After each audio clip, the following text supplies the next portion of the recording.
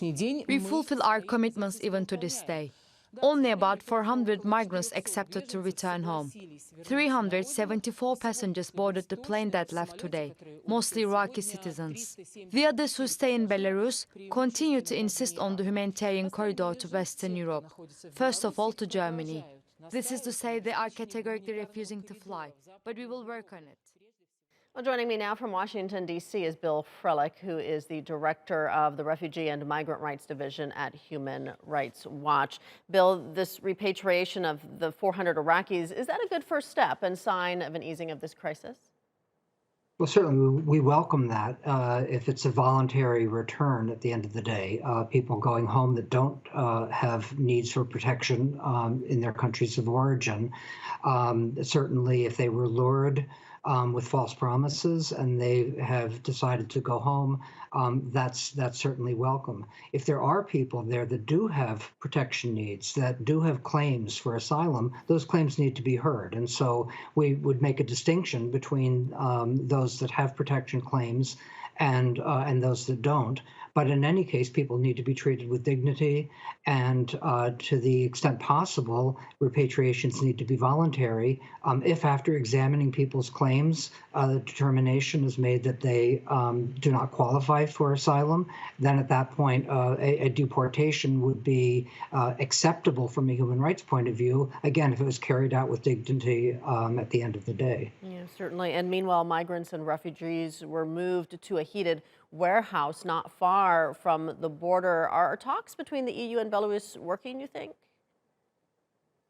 Well, I mean, the fact that they're in a warehouse at all is welcome, given what we have been looking at and hearing from the migrants that have been stranded in the border, really pushed back and forth like ping pong balls between the Polish guards and the Belarusian guards.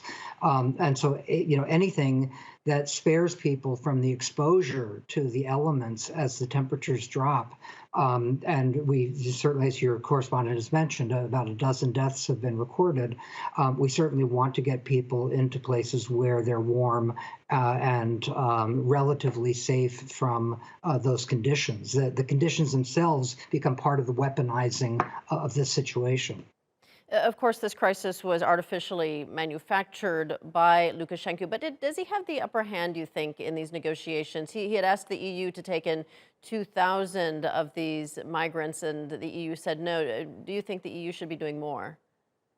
Well, I mean, again, these are not poker chips, these are human beings. So first and foremost, treat people with dignity, provide a safe place for them initially to be able to be fed and clothed and kept warm, and then listen to their claims, talk to them and find out why they are there, if they have a need for protection.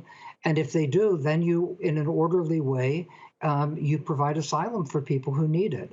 And if people do not qualify for asylum, then you try to engage them in voluntary return. At the end of the day, as I said before, they can be returned involuntarily, deported if they, in fact, do not qualify for protection.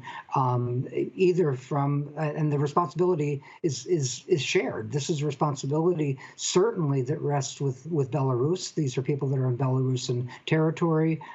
From all accounts that we have from the migrants themselves that we've talked to, indicated that they were lured there with false promises.